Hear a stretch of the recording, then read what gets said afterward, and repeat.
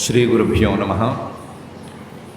गुरुर्ब्रह्मा गुरुर्विष्णुः गुरुर्देवो महेश्वरः गुरुस्साक्षात् परं ब्रह्म तस्मै श्रीगुरवे नमः। गुरवे सर्वलोकानां भिषजे भवरोगिणां निधये सर्वविद्यानां दक्षिणामूर्तये नमः। ఈ పంపా తీరానికి వీళ్ళు కూడా చేరారు. ఆ పంపా నది, ఆ లక్షణాలు అవన్నీ చూసుకున్నారు. కబంధుడు చెప్పిన దారి సరిగ్గా ఉందా లేదా అని చూసుకుంటూ ఉన్నారు, వెతుకుతూ ఉంటే మాత్రం సీత దొరుకుతుందా? దొరకట్లేదు కదా. ఈ లోపల రాముడికి మళ్ళీ దుఃఖం పొంగుకొచ్చి అబ్బో మనం ఇలా పని మొదలుపెట్టాము, దొరుకుతుందా దొరకదా అని మళ్ళీ మొదలుపెట్టాడు. ఆయన ఏదో బాధపడుతుంటే మళ్ళీ లక్ష్మణుడు ఆయన్ని సాంత్వన పరిచి ఆయన్ని ముందుకు తీసుకెళ్తూ ఉండగా వీళ్ళిద్దరూ ఋష్యముఖ పర్వతం అనే పర్వతం దగ్గరికి చేరారు. ఆ ఋష్యముఖ పర్వతంలో నిజంగానే సుగ్రీవుడు అనేవాడు ఉంటున్నాడు. ఆయనదేంటిదో ఆయన ఏమనాలి, పునరావాస శిబిరంలో ఉంటున్నాడు. అక్కడ ఆయన రాజ్యభ్రష్టుడై ఉండి తల దాచుకున్నాడు. అక్కడ దాక్కున్నవాడు పైనుంచి కొండ మీద నుంచి చూస్తే ఇద్దరు మనుషులు ధనుర్బాణాలు, కత్తులు, డాళ్ళు అన్నీ చేత పట్టుకుని వస్తున్నారు. వాళ్ళిద్దరినీ చూడంగానే ఆయనకి ఆహా, నాకు ఎవరో మిత్రులు వస్తున్నారు అని అనిపించింది. సుగ్రీవుడు సహజంగా మిత్రభావం ఎక్కువగా ఉన్నటువంటి వ్యక్తి.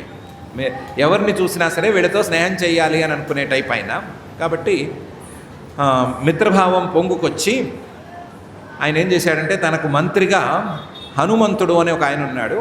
ఆయన్ని పిలిచి, నువ్వు వెళ్ళు, ఇద్దరు మనుషులు వస్తున్నారు, వాళ్ళతో నేను స్నేహం చేద్దామని అనుకుంటున్నాను అని వాళ్ళకి మంచి మాటలు చెప్పి నాతో మిత్రభావం కుదిరేటట్లు చెయ్యి అని పంపిస్తే ఈ హనుమంతుడు వెళ్ళినవాడు వెళ్ళినట్లుగా జాగ్రత్తగా వాళ్ళతో మాట్లాడాడు. బ్రహ్మచారి వేషం వేసుకుని కాసేపు మాట్లాడాడు.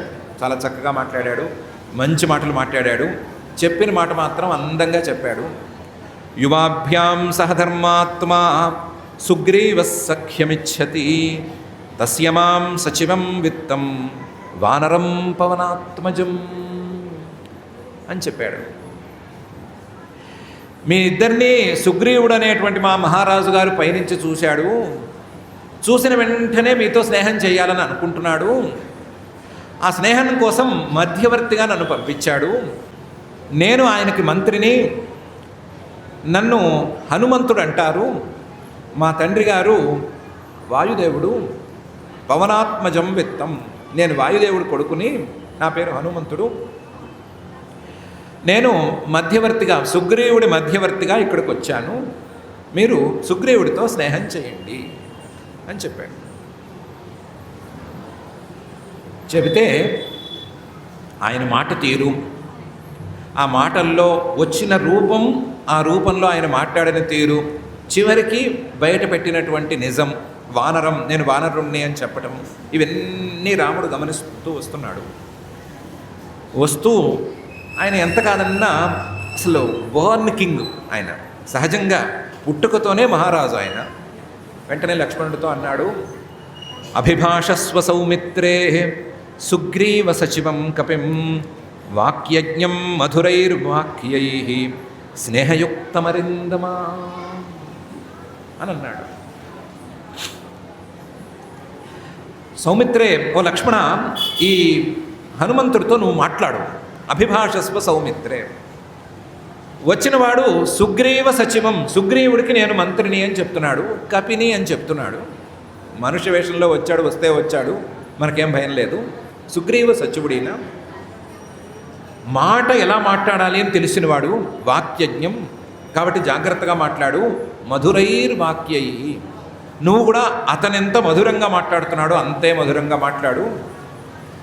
అతనెంత స్నేహంగా మాట్లాడుతున్నాడో అంత స్నేహంగా మాట్లాడు నువ్వు కూడాను. మనకేం శత్రువులు ఉన్నారు అనే భయం లేదు. శత్రువు మన ముందు నిలబడలేడు. వచ్చినవాడు శత్రువు కాడు, మనకు ఆ భయమే లేదు. వచ్చినవాడు మన స్నేహితుడితో మాట్లాడవలసిన తీరులో చక్కగా స్నేహంగా మాట్లాడు. నువ్వు మాట్లాడు, నేను చూస్తుంటాను అని చెప్పాడు. అదేమిటి వాక్యజ్ఞం అంటున్నావేమిటి అంటే దానికో లిస్టు చెప్పాడు. నా ఋగ్వేద వినీతస్య నాయజుర్వేదధారిణః నా సామవేద విదుషః శక్యమేవం ప్రభాషితం అని చెప్పాడు. వచ్చినవాడు సామాన్యుడు కాడు. ఈ వచ్చిన వ్యక్తి 3 వేదాలు గట్టిగా చదువుకున్నాడని తెలుస్తోంది. ఋగ్వేదము, యజుర్వేదము, సామవేదము 3 వేదాలు గట్టిగా చదువుకున్నవాడు. 3 వేదాలు గట్టిగా నోటిలో తిరక్కపోతే ఇంత స్పష్టంగా మాట్లాడలేడు, ఇంత విలువగా మాట్లాడలేడు. అసలు ఈ వేదం చదవని వాడికి ఈ మాట తీరు రాదయా, అంత గట్టివాడు. అంతేకాదు నూనం వ్యాకరణం కృత్స్నం అనేన బహుధా శ్రుతం బహువ్యాహరతానేన నకించిదపశబ్దితం. ఇతను అసలు సంస్కృత వ్యాకరణాలు ఎన్ని ఉంటే అన్నీ చదివేశాడు, సందేహమే లేదు. ఒక్కసారి కాదు, 100 సార్లు చదివాడు, 100 సార్లు చదువుకున్నాడు, ఆవృత్తి చేసుకున్నాడు. ఎందుకంటే వచ్చిన దగ్గర నుంచి ఈ క్షణం వరకు ఒక్క అపశబ్దాన్ని కూడా ఉచ్చరించలేదు. తప్పుడుగా అంటే గ్రామటికల్గా రాంగ్ వర్డింగ్ అనేది లేదు ఈయనకి. అంత గట్టిగా ఉంది వాక్యం. ఎక్కడా వ్యాకరణ దోషాలు లేవు, మాటల్లో తప్పు లేదు, మాటలో మొత్తం స్నేహం కారుతోంది, మాటల్లో నిజం కారుతోంది. చాలా గొప్పవాడు, వచ్చినవాడు చాలా గొప్పవాడు, జాగ్రత్తగా మాట్లాడు అని చెప్పాడు. ఇంతేకాదు అసలు వ్యక్తులు వస్తూనే మనం వాళ్ళని స్కాన్ చేసేస్తాం కదా, మనకున్న ట్రైనింగ్ అలాంటిది. వాడు ఏం మాట్లాడుతున్నాడు, ఏమనుకుని మాట్లాడుతున్నాడు, ఏమనుకుని వచ్చి ఏం మాట్లాడుతున్నాడు అని మనిషిని చూస్తే కనిపెడతాం మనము. అలా కనిపెట్టినా సరే ఏం దొరకట్లేదు ఈ వ్యక్తిలోనూ, నిజమే కనిపిస్తోంది. నముఖే నేత్రయోర్వాపి లలాటే చ భ్రువోస్తథా అంగేష్వపి చ గాత్రేషు అన్యేష్వపి చ గాత్రేషు దోషః సంవిదితః క్వచిత్. ఎవరైనా సరే వేరే అభిప్రాయంతో మాట్లాడడానికి వస్తే మొహంలో ఏదో చిన్న తేడా కనిపించేసేస్తుంది, మనం కనిపెట్టగలము, మిగతా వాళ్ళు కనిపెట్టలేకపోవచ్చు. పెద్ద ముదురు కేసు అనుకుంటే కళ్ళలోనైనా తేడా కనిపిస్తుంది. నిజం చెప్పేవాడి కళ్ళు కదిలే తీరు వేరు, అబద్ధం చెప్పేవాడి కళ్ళు కదిలే తీరు వేరు, అక్కడైనా కనిపెడతాము. అంతకంటే ముదిరిపోయాడు అని అనుకున్నా సరే కనుబొమ్మలు తేడాగా కదులుతాయి, దాన్నైనా మనం కనిపెట్టగలము. లేకపోతే నుదుట రేఖలు ఉంటాయి కదా, ఆ నుదురుని ముడివేయటం అనే తీరులో తేడా వస్తుంది. నిజం చెప్పేవాడు ఒక రకంగా నుదురు పెడతాడు, అబద్ధం చెప్పేవాడు ఇంకో రకంగా మొదలు పెడతాడు, అక్కడైనా కనిపెట్టగలం మనము. మొహంలో ఏ భావము లేకుండా ఉండటాన్ని ప్రాక్టీస్ చేసి అద్దం చూసుకొని ప్రాక్టీస్ చేస్తే వచ్చేస్తుంది అనుకున్నా సరే వాడు ఆ టెన్షన్లో, అబద్ధం చెప్పే టెన్షన్లో ఎక్కడో ఒక చోట తప్పు చేస్తాడు. చేతులు నలుపుకుంటాడు, లేదా కాళ్ళు నలుపుకుంటాడు, కింద గీస్తాడు, ఏవో చేస్తాడు. బాడీ లాంగ్వేజ్ మనకు అర్థమైపోతుంది. అన్యేష్వపి చ గాత్రేషు, ఎక్కడో చోట మనం స్కాన్ చేస్తే దొరుకుతాడు, మనకు ఆ ట్రైనింగ్ ఉంది. ఇతన్ని ఎంత స్కాన్ చేసినా సరే నిజం తప్ప అబద్ధం దొరకటం లేదు, ఎక్కడ అవలక్షణం అనేది లేదు. నిజం చెప్పేవాడు ఉండే ధైర్యంతోనే ఉంటున్నాడు. ఇతని మాటలో అబద్ధం లేదు, ఇతని వ్యక్తిత్వంలో లోపం లేదు, ఇతని మాటల్లో మొత్తం జ్ఞానము ఇవన్నీ తొడిగిసలాడుతున్నాయి. ఇలాంటి మహానుభావుడు వస్తే మాట్లాడడం, ఇలాంటి మహానుభావుడు స్నేహం చేయమంటే స్నేహం చేయడం మన ధర్మం. కాబట్టి నువ్వు మధురంగా మాట్లాడు, సహజంగా కోపంగా ఏమైనా మాట్లాడతావేమో, కోపంగా మాట్లాడద్దు, మధురంగా మాట్లాడు అని లక్ష్మణుడిని చెప్పాడు. సరే, మధురంగా లక్ష్మణుడు మాట్లాడాడు. వచ్చిన ఆయన మధురంగా మాట్లాడాడు, ఈయన మధురంగా మాట్లాడాడు. దాంతో వీళ్ళిద్దరికీ స్నేహం కలిసింది. ముగ్గురు కలిసి కొండెక్కారు. కొండెక్కి సుగ్రీవుణ్ణి చూశారు. సుగ్రీవుణ్ణి చూస్తే ఆయన చేతులు చాచి సిద్ధంగా ఉన్నాడు. వాళ్ళు వీళ్ళు స్నేహంగా మాట్లాడుకున్నారు. ఓ మిత్రులం అంటే మిత్రులం అనుకున్నారు. ఇక మీద మనం పరస్పరం ఎవరికి అపకారం చేసుకోవద్దు, కుదిరితే ఉపకారం చేసుకుందాం అనుకున్నారు. అన్నీ అయినాయి. ఇద్దరు కుశల ప్రశ్నల్లోకి దిగారు. అందులో మొదటి కుశల ప్రశ్న సుగ్రీవుడు వేశాడు. ఏమని? మీరెందుకు ఈ అడవిలో ఇలా తిరుగుతున్నారు అని వేశాడు. వేస్తే వీడు మొత్తం చరిత్ర అంతా చెప్పుకుంటూ వచ్చారు. ఇది జరిగింది. ఏం జరిగింది అంటే చిట్ట జరిగింది పాయింట్, సీతామ్మవారిని ఎవరో ఎత్తుకెళ్ళిపోయారు. ఎవరు ఎత్తుకెళ్ళిపోయారు? రావణాసురుడు అని జటాయు అన్నాడు. కబంధుడు కన్ఫర్మ్ చేశాడు. ఎలా తీసుకెళ్ళాడు అంటే ఏదో ఆకాశంలో రథం, గాడిదలు పూంచిన రథం ఉంటే ఆ రథంలో తీసుకెళ్ళాడు, దక్షిణ దిక్కు వైపుకి తీసుకెళ్ళాడు అని అన్నారు. అవునా, ఆడమనిషేనా అని అడిగాడు పాపం సుగ్రీవుడు. ప్లస్ చుట్టూ ఉన్న వానరులు అడిగారు. అడిగితే ఆడమనిషే. అందంగా ఉంటుందా? అందంగా ఉంటుంది. బంగారం దిగేసుకుంటుందా అని అడిగారు. బంగారం కూడా ఉంది, బయలుదేరే రోజున ఎంత బంగారం ఉందో ఒంటి మీద అంత బంగారం ఉంది అని చెప్పారు. అయితే ఒక పని చేస్తాము, మాకేం తెలియదు, ఉన్నట్టుండి ఓ రోజు పైకి చూస్తే ఆకాశంలోంచి చూస్తే ఎవరినో తీసుకెళ్తున్నట్టుంది, ఎవరినో తీసుకెళ్తున్నట్టుంది. ఏమిటా అని మేము పైకెత్తి మొహం పైకెత్తి చూసాము. చూస్తే ఆ స్త్రీ తనకుండే బంగారపు నగలన్నీ తీసేసి ఓ గుడ్డలో మూట కట్టి కింద పారేసింది. ఆ మూట మాకు అందింది, అవి చూపిస్తాము, మీ వ్యక్తిదేనా అని చూసి నిర్ణయించుకోండి అని చెప్పారు వాళ్ళు. ఆభరణాలు తెండి అంటే తెచ్చారు. తెచ్చి చూస్తే రాముడు వాటిని చూడంగానే మూర్ఛపోయాడు. ఇది నా సీతవే, నా సీత తాలూకు ఆభరణాలే అని చూసి మూర్ఛపోయాడు. వాళ్ళు రాముడిని నమ్మలేదు. రాముడు చూసి మూర్ఛపోయాడు, రాముడిని నమ్మలేదు. ఈయన ఏదో బాధలో ఉన్నాడు, ప్రతిదాన్ని చూసి ఇలాగే మూర్ఛపోతాడు అని అనుకుని లక్ష్మణుణ్ణి నువ్వు చూసి గుర్తుపట్టమన్నారు. గుర్తుపట్టమంటే ఆయన ఓ బ్రహ్మాండమైన మాట మాట్లాడాడు. నాహం జానామి కేయూరే నాహం జానామి కుండలే నూపురే త్వభిజానామి నిత్యం పాదాభివందనాత్ అని అన్నాడు. మీరు చూపించిన ఈ ఆభరణాలు ఏవి నాకు తెలియవు, వీటిని నేను గుర్తుపట్టలేను. సీతమ్మవారే ధరించిందా ఇంకోరు వేసుకున్నారో నాకు తెలియదు. కాలి గజ్జల్ని చూస్తే మాత్రం నేను గుర్తుపట్టగలను, ఇది మా వదిన గారివే. కాలి గజ్జల్నే ఎందుకు గుర్తుపట్టగలవు అంటే, నేను ఆవిడ మొహంలోకి ఎప్పుడు చూసింది లేదు, ఆవిడ ఏ ఆభరణాలు దిగేసుకుంది అని చూసింది లేదు. అలా పక్క వాళ్ళు ఎవరైనా ఉంటే ఏం బంగారం వేశారు, ఏమాత్రంలా ఉంది, గేజ్ ఏంటి, దాని టచ్ ఏంటి అని చూసే లక్షణాలు నాకు లేవు. నేనేమి ఆ వ్యక్తిని కాను, అది నాకు సంబంధించిన వ్యవహారం కాదు. రోజు ఆవిడ పాదాలకి నమస్కారం చేసేవాడిని. వదిన అంటే తల్లి లాంటిది కదా, కాబట్టి ఆవిడకి రోజు దండం పెట్టేవాడిని. ఆ దండం పెట్టినప్పుడు కాలికి గజ్జలు కనిపించినాయి, లేదా కాలి పట్టాలంటాం కదా మనం, పట్టీలు అంటాము, అవి కనిపించినాయి, అవి మాత్రం గుర్తుపట్టగలను, ఇది మా వదినవే అని ఆయన తేల్చాడు. తేల్చేసేసరికి సీతమ్మవారే ఇటు వెళ్ళింది అని మరొకసారి కన్ఫర్మ్ అయింది. ఇటు వెళ్ళింది సీతమ్మవారే, తీసుకువెళ్ళింది రావణాసురుడే, ఆకాశంలోంచి తీసుకెళ్ళింది. ఆవిడ చాలా తెలివైంది.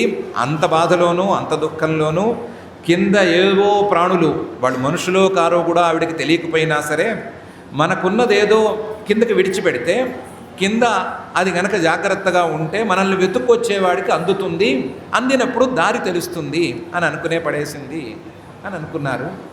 ఆవిడ్ని పొగుడుకునే ఉపయోగం ఏం లేదు, ఆవిడ్ని వెతికితేనే ఇప్పుడు పని జరుగుతుంది అని అనుకున్నారు. వెంటనే సుగ్రీవుడు మాటిచ్చాడు, నేను ఖచ్చితంగా వెతకడంలో సహాయం చేస్తాను అని చెప్పి మాటిచ్చాడు. నేను సహాయం చేస్తాను, కానీ సహాయం చేసే పరిస్థితిలో లేను. ఎందుకు లేను అంటే, మేమిద్దరం అన్నదమ్ములము, మా అన్నగారి పేరు వాలి, నాకంటే చాలా చాలా బలవంతుడు, నా బలం ఎందుకు పనికిరాదు ఆయన ముందు, చాలా గొప్ప బలవంతుడు. ఇది కాక ఆయనకో వరం ఉంది మా అన్నగారికి, ఏంటంటే ఎవరైనా సరే ఆయనతో యుద్ధం చేయడానికి గనక వెళితే, యుద్ధం చేయడానికి వెళ్ళిన వాడి బలమంతా కూడా ఆయనకి సంక్రమిస్తుంది.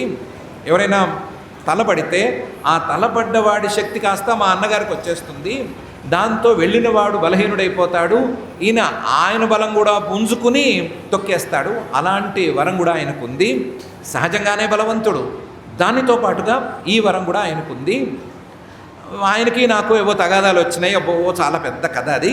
ఆ కథలో పెద్ద తగాదాలు వచ్చినాయి. ఆ తగాదాల్లో భాగంగా ఆయన ఏం చేశాడంటే, నా భార్యను లాక్కుని తను ఉంచుకుని నన్ను వెళ్ళగొట్టాడు, ఇంట్లోంచి వెళ్ళగొట్టాడు. ఆయన ధాటికి తట్టుకోలేక, ఆయనతో పడలేక నేను ఇక్కడికి వచ్చి కాపురం ఉంటున్నాను.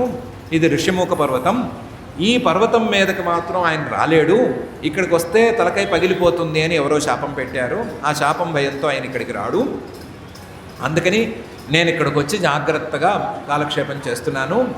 నా చుట్టూ ఏదో ఈ నలుగురు ఉన్నారు, ఈ హనుమంతుడు ఉన్నాడు గట్టివాడు, కానీ నా ఆజ్ఞ ప్రస్తుతానికి చెల్లదు. కనీసం రాజుగారి తమ్ముడిగా కూడా నా ఆజ్ఞ చెల్లదు, ఎందుకంటే రాజుగారు నన్ను ఒప్పుకోవటం లేదు. కాబట్టి మీకు సహాయం నేను చేయగలను, కానీ సహాయం చేసే పరిస్థితులలో లేను. ఏం చేయాలి ఇప్పుడు అంటే, నన్ను తీసుకెళ్ళి ఆ వానర రాజ్యంలో రాజుగా కూర్చోబెట్టండి, మీకు కావాల్సిన పని అంతా నేను చేసి పెడతాను అని అన్నాడు. రాముడికి పాపం అలాంటి అభిప్రాయాలు ఏం లేవు. ఈ సుగ్రీవుడు సహాయం చేస్తాడు కాబట్టి ఈ సుగ్రీవుడిని తీసుకెళ్ళి అక్కడ పెడదాము అనే ఉద్దేశం ఆయనకేం లేదు. ఆయనకల్లా సుగ్రీవుడు అనేవాడు సహజంగా అందరితోనూ మిత్రభావంతో ఉండేవాడు. అందరితో మిత్రభావంతో ఉండేవాడితో గనక ఏమైనా తగాదా వస్తే తగాదాన్ని తేల్చుకోవాలి తప్ప ఆయన మీద పగ తీర్చుకోకూడదు. వీళ్ళ అన్నగారు అనవసరంగా ఈ తగాదాలో ఈయన మాటను పట్టించుకోకుండా ఈయన మీద పగ తీర్చుకుని ఇన్ని నానా తిప్పులు పెడుతున్నాడు. కాబట్టి అన్నగారు చేసింది తప్పు, చేయని తప్పుకి శిక్షను అనుభవిస్తున్నాడు పాపం ఈ సుగ్రీవుడు. నాకు మిత్రుడు, నేను నీకు సహాయం చేస్తాను అని మాట ఇచ్చి నేను దిగాను కాబట్టి ఈ పని నేను ఒప్పుకుంటున్నాను అని ఒప్పుకున్నాడు. ఒప్పుకుని నేను చేస్తాను నీకు సహాయం చేసి పెడతాను, నిన్ను వానర రాజ్య సింహాసనం మీద కూర్చోబెడతాను, నువ్వు తర్వాత నాకు సహాయం చేయొద్దు కానివి అని మాట ఇచ్చాడు. మాటిస్తే వాలిని సంహరించాలి, వాలిని సంహరించి సుగ్రీవుణ్ణి వానరరాజ్య సింహాసనం మీద కూర్చోబెట్టాలి అని తేలింది. దాని ప్రకారం చేద్దామనుకున్నారు. వాలిని సంహరించడం అంటే ఏంటి? రాముడు డైరెక్ట్గా వెళ్ళి ఆయనతో యుద్ధం చేయటానికి వీలు లేదు. కారణాలు రెండు. ఒకటి, వీళ్ళిద్దరికీ సాక్షాత్తుగా విరోధం అంటూ లేదు. రెండోది, వాలికి ఎదురుకుండా ఎవరు వెళ్ళినా సరే వాళ్ళ బలమంతా వాలికి వెళ్ళిపోతుంది అనే వరం ఉంది. కాబట్టి డైరెక్ట్ వార్ అనేది కుదరదు, దానికి ఛాన్స్ లేదు. కాబట్టి ఏం చేయాలి అంటే, సుగ్రీవుణ్ణి నువ్వు వెళ్ళి యుద్ధం చెయ్యి, నేను చెట్టు చాటును నుంచుకుని కొడతాను అని చెప్పాడు రాముడు. నువ్వు అంత పని చేస్తావా అని అడిగాడు. వీరులు అన్న తర్వాత ఎదురుగానే కొడతామంటారు కదా, మీరు చెట్టు చాటును నుంచుకుని కొడతావా నువ్వు అంటే, నేను కొడతాను నీకెందుకు అన్నాడు. కొడతావు సరే, నువ్వు కొడతావు బానే ఉంది, నువ్వు కొడితే వాలి పడతాడా? వాలి కింద పడాలి కదా, వాలికి దెబ్బ తగులుతుందా అని అడిగాడు. వాలి అంత సమర్థుడా అని ఈయన అడిగాడు. అడిగితే నీకు తెలీదు ఆ వాలి బలం సామాన్యమైంది కాదు. ఇక్కడ 7 పెద్ద పెద్ద మద్ది చెట్లు ఉన్నాయి కదా, ఈ మద్ది చెట్లని పట్టుకుని వాలి ఊపితే ఒక్క ఆకు చెట్టు మీద ఉండదు, మొత్తం రాలిపోతుంది, అంత బలం వాలిది. అలాగే దుందుభి అనే పెద్ద రాక్షసుడు ఉండేవాడు, వాణ్ణి అలా ఊరికినే పులను విరిచినట్టు విరిచేశాడు. కావాలంటే వాడి అస్థిపంజరం ఇలాగే ఇక్కడే పడి ఉంది, చూసుకోవచ్చు. వాలి తాలూకు బలాన్ని తక్కువ అంచనా వేయొద్దు అని అన్నాడు సుగ్రీవుడు. అంటే ఏనన్నాడు, నీకేం కావాలి? వాలి కంటే నేను బలవంతుడు, నేను చూపించాలి, అంతే కదా, చూపించేద్దాం పదా అన్నాడు. ఏ మధ్య చెట్లు అతను ఊపాడో చూపించు అన్నాడు. చూపించాడు. చూపిస్తే చూడు, ఇలాగే చూడు అని చెప్పి ఒక్క బాణం తీసి లాగి కొడితే మొత్తం 7 మద్ది చెట్లు ఒకే బాణానికి కింద పడ్డాయి. మీ అన్నగారు ఆకు రాల్చాడు, నేను చెట్టే కింద పడేశాను, మా ఇద్దరికీ తేడా తెలిసింది కదా అని అడిగాడు. ఒప్పుకున్నాడు. ఆ దుందుభి అనే రాక్షసుడి అస్థిపంజరం చూపిస్తే దాన్ని కాలి బ్రొటన్ వేలుతో ఈయన తోస్తే ఎంతో దూరం పడింది. దాంతో సుగ్రీవుడికి కూడా రాముడి బలం మీద నమ్మకం కుదిరితే వాలి సుగ్రీవుడు ఇద్దరు యుద్ధం చేయాలి. ఆ యుద్ధంలో చెట్టు చాటు నుంచి రాముడు వాలిని కొట్టాలి అనే తీర్మానం గట్టిపడింది. దాని ప్రకారం ఏర్పాట్లు చేసుకుని వెళ్ళారు. సుగ్రీవుడు ఎవరైనా బలం ఇస్తే, ఊతం ఇస్తే ఇంకా ఎగిరెగిరి పడతారు కదా జనాలు, అలాగే వెళ్ళి వాలి ముందు నుంచుని ఎగిరెగిరి పడ్డాడు, గర్జించాడు, అది చేశాడు, ఇది చేశాడు. సుగ్రీవుడు ఇలా దగ్గరకు వచ్చి ఇంటి ముందుకు వచ్చి ఇలా అరుస్తుంటే వాలికి కోపం వచ్చింది. వాలి బయటకు వచ్చాడు, ఇద్దరికి యుద్ధమైంది. ఆ యుద్ధంలో సుగ్రీవుడిని చితక బాది వాలి పంపించాడు. సుగ్రీవుడు మళ్ళీ వెనక్కి వచ్చి, ఏమయ్యా మా అన్నగారిని ఏదో చేస్తావంటివి, తీర చేస్తే వాడు నన్ను చితకబాస్తే నువ్వు చూసి నాకు మందు పూస్తున్నావు, ఇదేం న్యాయం అని అడిగాడు. అడిగితే అప్పుడు ప్రాబ్లం చెప్పారు వీళ్ళు. ఏమని చెప్పారు? మీరిద్దరూ ఒకే పోలికలతో ఉన్నారు, ఎవరిని కొట్టుకుంటున్నారో తెలియటం లేదు, పొరపాటున నేను వేసిన బాణం నీకు తగిలితే నాకు అంతకంటే అపచారం ఉంటుందా? నీకు సహాయం చేయకపోగా మిత్రుడు అయిన నీ మీద నేను బాణం వేసేయగలనా? కాబట్టి తేడా చూపించు అన్నాడు. తేడా చూపించాలంటే ఏం చేయాలి అంటే, ఏదో మా పూలమాల వేసుకోమన్నారు. పూమాల వేసుకుని దిగమన్నారు. మళ్ళీ పాపం ఈసారి ఒప్పుకోలేదు, మొహమాట పడ్డాడు, భయపడ్డాడు. కానీ వీళ్ళందరూ నచ్చ చెప్తే మళ్ళీ బయలుదేరాడు, పూమాల వేసుకున్నాడు. ఈసారి మళ్ళీ యుద్ధానికి వెళ్ళాడు. ఈయన గర్జించాడు. గర్జిస్తే వాలిగారి భార్య తార అని ఒక ఆవిడ నువ్వు తొందరపడొద్దు అని చెప్పింది వాళ్ళకి.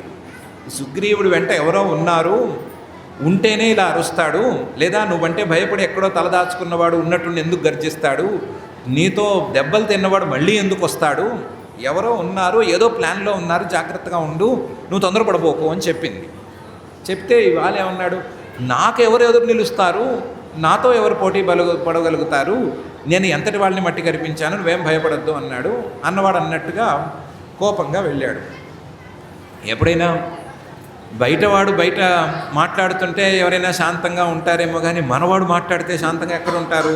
వెంటనే పైకి లేవాలి కదా, కోపంతో పైకి లేవాలి కదా. వీడి తమ్ముడు ఏమిటి మన ఇంటి ముందు వచ్చి మాట్లాడడం ఏంటి అని కోపం రావాలి కదా. ఆ కోపంతో ఈయన పైకి లేచి వెళ్ళాడు.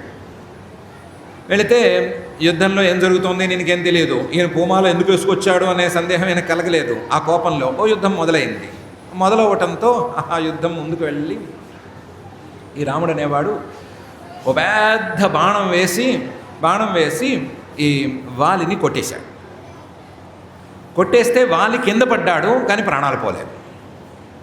ఎందుకు పోలేదు అంటే శక్రదత్తావరామాల కాంచనీ వజ్రభూషిత దధార హరిముఖ్యస్య ప్రాణాంస్తేజశ్రియంచసా. ఎప్పుడో ఇంద్రుడు వాలి మీద ప్రేమతో ఒక బంగారు మాల ఇచ్చాట. ఆ బంగారు మాలకి చివరి పెండెంట్ కింద వజ్రం కూడా వేసి ఇచ్చాట. ఇది మహామాల. ఆ మహామాల వేసుకున్నంతకాలం ఈ వాలికి ఏం జరగదు అనేది ఉందిట. రాముడంతటి వాడు ఇంత పెద్ద దెబ్బ కొట్టినా సరే వాలి కింద పడ్డాడు, కానీ ప్రాణాలు పోలేదు, శక్తి పోలేదు, మొహంలో కళ కూడా పోలేదు. మొహంలో కళ తప్పలేదు, కళ అలాగే ఉంది, ప్రాణాలు పోలేదు, శక్తి అలాగే ఉంది. కానీ దెబ్బ మాత్రం తిన్నాడు, కింద పడ్డాడు. కింద పడ్డవాడు పడ్డట్టుగా నన్ను ఎవరు కొట్టారు అని చూశాడు. సుగ్రీవుడు కొట్టడానికి వీలు లేదు, ఎందుకంటే సుగ్రీవుడు ఏదో యుద్ధం చేస్తున్నాడు, కానీ బాణం సుగ్రీవుడి చేతిలో లేదు. ఎవరు కొట్టారు అంటే ఎవరో దూరం నుంచి కొట్టారు. ఎక్కడి నుంచి కొట్టారు? చెట్టు చాటు నుంచి కొట్టారు. ఎవరది అని చూస్తే వచ్చినవాడు ఈయన శ్రీరాముడు. వచ్చిన వాడిని వచ్చినట్లుగానే కనిపెట్టాడు. నువ్వు రాముడివి, నీకుతో ఉన్నవాడు లక్ష్మణుడు అని కనిపెట్టాడు. నువ్వు నన్ను ఎందుకు కొట్టవలసి వచ్చింది అని అడిగాడు. ఎందుకు కొట్టవలసి వచ్చింది అంటే నా మిత్రుడయా సుగ్రీవుడు, ఆ సుగ్రీవుడి కోసం కొట్టాను అని అన్నాడు. ఈ మిత్రుడు నీకేం చేస్తానన్నాడు, నన్ను కొట్టావు అన్నాడు. ఏం చేస్తానన్నాడు? నాకు సహాయం చేస్తానన్నాడు. నా భార్యని రావణాసురుడు ఎత్తుకుపోతే సహాయం చేస్తానన్నాడు, వెతికి పెడతానన్నాడు కాబట్టి నేను సహాయం చేశానన్నాడు. అంటే వాళ్ళన్నాడు మైథిలీ మహమేకాహ్నా తవ చానీతవ అన్భవే సుగ్రీవ ప్రియకామేన యత్కృతేస్మి హతస్త్వయా అయుక్తం యదధర్మేణ త్వయాహం నిహతోరణే క్షమస్వ భవతా ప్రాప్తం ఉత్తరం సాధు చింత్యతాం అని అన్నాడు. ఏమయ్యా, ఇంత చిన్న పని కోసం సుగ్రీవుడు వెంట ఎవరైనా పడతారా? సుగ్రీవుడు ఎవడు? ఆఫ్టర్ ఆల్ ఈ పని నా దగ్గరకు వచ్చి చెప్పుంటే నీకు ఒక్క రోజులో సీతమ్మవారిని తెచ్చిపెట్టేవాడిని. ఒక్క రోజులో రావణాసురుడిని ఆల్రెడీ 30 తిప్పలు పెట్టి 3 చెరువులు నీళ్లు తాగించిన వాడిని నేను. నా ముందు రావణాసురుడు ఏం నిలుస్తాడు? ఒక్క పూటలో తెచ్చిపెట్టేవాడిని. నువ్వు పొద్దున్న చెప్తే రాత్రికల్లా నీ సీత నీ దగ్గర ఉండేది. దానికోసం సుగ్రీవుడు వెంటపడి నన్ను ఇంత పెద్ద బాణంతో కొడతావా? అందులోనూ చెట్టు చాటు నుంచి కొడతావా? ఇదేం న్యాయమయ్యా? ఇదేం ధర్మమయ్యా? నువ్వు నాకు సమాధానం చెప్పి తీరాలి. నేను అడిగిన ప్రశ్నకి సమాధానం చెప్పి తీరాలి. నువ్వు నన్ను ఎందుకు కొట్టావు అనే ప్రశ్న, అందులోనూ చెట్టు చాటు నుంచి ఎందుకు కొట్టావు అని ప్రశ్న. ఈ 2 ప్రశ్నలకి సమాధానం చెప్పాలి అని అడిగాడు. నేను నీకు టైం ఇస్తున్నాను, నా ప్రాణాలేం పోవు, ఎందుకంటే ఈ మాల నా ఒంట్లో ఉన్నంత వరకు, ఒంటి మీద ఉన్నంత వరకు నా ప్రాణాలు పోవు. ఆలోచించి రైట్ ఆన్సర్ ఇవ్వు అని కూడా ఉత్తరం సాధు చింత్యతాం అని అన్నాడు. అంటే ఈయనేం నాకంత ఆలోచించాల్సిన అవసరం లేదు, సమాధానాలు 2 ఉన్నాయి నా దగ్గర, 2 సమాధానాలు నేను చెప్తాను విను. నంబర్ 1 సమాధానం, మొత్తం ఈ భూమండలం ఇక్ష్వాకువులకు చెందింది, ఇక్ష్వాకు వంశపు మహారాజులకు చెందింది అంటే ఈరోజు మా అధికారం ఉండొచ్చు లేకపోవచ్చు, వేరు రాజ్యాలు వేరు రాజులు వస్తే వచ్చి ఉండొచ్చు. ఒకప్పుడైనా సరే మా పూర్వీకుల ఏలుబడిలో ఈ భూమి ఉంది. మేము అధికారాన్ని చూపించుకునే వాళ్ళం కాము, మేమెప్పుడూ బాధ్యతలని చూపించుకునే వ్యక్తులం. ఆ బాధ్యతలు చూపించుకునే వ్యక్తుల్లాగా ఇక్ష్వాకు వంశానికి చెందిన ఒక క్షత్రియుడిలాగా నేను ఈరోజు వ్యవహరించాను. ఈ రోజుకి మా ఇక్ష్వాకు వంశం తరపున భరత మహారాజు గారు రాజ్యం వెళ్తున్నాడు. ఆయన నిజానికి చాలా ధర్మాత్ముడు. ఆయన రాజ్యంలో ఆయన భూమి మీద ఎక్కడైనా సరే అధర్మం అనేది జరిగితే ఒప్పుకోడు. అలాంటి భరత మహారాజు గారు నాలాంటి వాళ్ళకి ముందుగానే స్టాండింగ్ ఇన్స్ట్రక్షన్స్ ఇచ్చేశాడు. ఏమని ఇచ్చాడు? ఎక్కడైనా అధర్మం జరిగితే మీరు నా తరపున వెళ్ళి ఆ అధర్మాన్ని దూరం చేసి ధర్మస్థాపన చేయవలసింది అని స్టాండింగ్ ఇన్స్ట్రక్షన్ ఇచ్చాడు. దాన్ని పట్టుకుని నేను నా తమ్ముడు లక్ష్మణుడు వీళ్ళిద్దరము తిరుగుతున్నాం. ఆ తిరగడంలో భాగంగా ఇక్కడికి వచ్చాం. ఇక్కడ అధర్మం జరిగింది అని తెలిసింది. వెంటనే దాన్ని సరిచేశాం. ఏమధర్మం జరిగింది అంటే, మీ వానర జాతి నియమాల ప్రకారం ఎవరైనా భర్త పోతే భార్యని ఆ తమ్ముడో అన్నో ఎవరో ఒకళ్ళు తీసుకోవచ్చు. అది వానర జాతి నియమం, అంటే కోతులకు ఉండేటువంటి నియమం. ఆ నియమం ప్రకారం సుగ్రీవుడు గనక ఒకవేళ లేకపోయి ఉంటే సుగ్రీవుడి భార్య రుమని నువ్వు చేజిక్కించుకోవచ్చు. మీ జాతి నియమం అది, దాన్ని మేము క్వశ్చన్ చేయము. కానీ సుగ్రీవుడు ఉండగానే నువ్వేదో తగాదా పెట్టి ఆ సుగ్రీవుడి భార్యను నువ్వు చెరబట్టావు, రుమని చెరబట్టి నా మిత్రుడైన సుగ్రీవుణ్ణి, నా మిత్రుడు నక్కర్లేదు, నాకు మిత్రుడైనా శత్రువైనా ఒకటే, అతన్ని దూరానికి పంపించేశావు. అతను ఎక్కడో శిబిరంలో తలదాచుకునేటట్లు చేశావు. కాబట్టి నువ్వు చేసింది అధర్మం. నీ జాతి ధర్మాల ప్రకారమే నువ్వు చేసింది మహా అధర్మం. ఈ అధర్మం నువ్వు చేశావు కాబట్టి భరత మహారాజు గారి ప్రతినిధిగా నేను నీకు దండన అనేదాన్ని విధించాను. నేను దీన్ని సరిచేసి ఇప్పుడు దాన్ని ధర్మస్థాపన చేశాను. దీన్ని నా సమాధానంగా నువ్వు తీసుకో. రెండో ప్రశ్న నువ్వు వేసింది చెట్టు చాటు నుంచి ఎందుకు కొట్టావు అనే ప్రశ్న. నువ్వు నన్ను అడగక్కర్లేదు పో. చెట్టు చాటు నుంచి ఎందుకు కొడతారు? నువ్వెవరివి? కోతివి. నువ్వెక్కడుంటావు? చెట్టు కొమ్మల మీద ఇటు అటు తిరుగుతూ ఉంటావు. ఇటు అటు తిరుగుతుండేవాడిని నిన్ను కొట్టాలంటే ఎక్కడి నుంచి కొట్టాలి? ఎక్కడో చూసి గురి చూసి కొట్టాలి. మిమ్మల్ని పట్టుకునేవాళ్ళు, వేటగాళ్ళు, వాళ్ళందరూ ఎలా కొడతారు? కొంతమంది ఎదురుగా వచ్చి కొడతారు, కొంతమంది నక్కి దాగి కొడతారు. శాఖామృగోహ్యసి, నువ్వు కొమ్మల మీద తిరిగే మృగానివయా? నువ్వు వేటాడటానికి యోగ్యుడైన వాడివి. క్రూర మృగాలను వేటాడమని కదా మాకుండే ధర్మం. నువ్వు క్రూరమృగంగా ఉండేవాడు. కోతివైనా క్రూరమృగానివి, క్రూరంగా ఉండే కోతివి. నిన్ను వేటాడచ్చు. వేటాడేటప్పుడు ఈ నియమాలు ఏం లేవు. యుద్ధంలో నియమాలు. యుద్ధంలో కూడా నా సమబుజ్జి వస్తే వాడు ఎదురుకుండా నుంచుని యుద్ధం చేయాలి అని నియమము. నీతో నేనేమి యుద్ధం చేయట్లేదు, నిన్ను వేటాడాను. వేటాడినప్పుడు ఇలాంటి నియమాలు ఏం రావు, పో అని చెప్పాడు. చెప్తే వాలి కన్విన్స్ అయ్యాడు. దీన్ని కాదనటానికి ఏమీ లేదు. తను ధర్మాన్ని దాటాడు, తన జాతి ధర్మాన్ని దాటాడు అని తనకే తెలుసు. కాబట్టి అది కన్విన్స్ అయిందే. కోతుల్ని ఎలా ట్రీట్ చేస్తారో అని కూడా తెలుసు. తను బలమైన కోతి అవ్వచ్చు కానీ కోతే కదా, కోతుల్ని ఎలా పట్టుకుంటారో తెలుసు కదా. కాబట్టి దీన్ని చేయగలిగింది ఏం లేదు అని అనుకున్నాడు. అనుకుని సుగ్రీవుడిని పిలిపించాడు. ఎరా అబ్బాయి, నన్నే మొత్తం మీద ఓ మనిషిని తీసుకొచ్చి కొట్టించావు కదా అని అన్నాడు. సుగ్రీవుడు కూడా కాస్తంత బాధపడ్డాడు. ఎప్పుడైనా సరే ఇంత దాకా వస్తే బాధ కలుగుతుంది కదా. ఇంతకుముందు ఏదో కోపం ఉన్నప్పుడు, శత్రుభావం ఉన్నప్పుడు వేరే రకంగా ఉంటుంది, కానీ ఇప్పుడు మాత్రం తేడా ఉంటుంది కదా. ఆయన బాధపడ్డాడు. బాధపడితే ఎవరు బాధపడ్డా జరిగేది ఏదో జరుగుతోంది కదా. ఒక్క మాట మాత్రం అన్నాడు. రాముడితోనూ అన్నాడు, సుగ్రీవుడితోనూ అన్నాడు. నాకు ఎవరి మీద పెద్దగా ఇది లేదు, ప్రేమ లేదు, కానీ అంగదుడి మీద మాత్రం ప్రేమ ఎక్కువ. అంగదుడు చిన్నపిల్లవాడు. ఈ అంగదుడి మీద మాత్రం నాకు వల్లమాలిన ప్రేమ. కాబట్టి అంగదుడిని కాస్తంత ముద్దుగా చూసుకోండి. నేను లేనని అంగదుడిని పక్కన పెట్టద్దు, అంగదుడిని కాస్త జాగ్రత్తగా చూసుకోండి. ఇదొక్కటే నా కోరిక. దీన్ని తీరిస్తే చాలు, నేను ప్రశాంతంగా వెళ్ళిపోతాను అన్నాడు. అంటే దాన్ని ఒప్పుకున్నారు. రాముడు ఒప్పుకున్నాడు, ఈయన ఒప్పుకున్నాడు. ఒప్పుకుని అంగదుడిని మేము చూసుకుంటాము, నువ్వు జాగ్రత్తగా వెళ్ళిరా అన్నారు. వాలి క్రమంగా ప్రాణాలు విడిచిపెట్టాడు. తర్వాత వాలికి సంస్కారాలు చేశాడు సుగ్రీవుడు.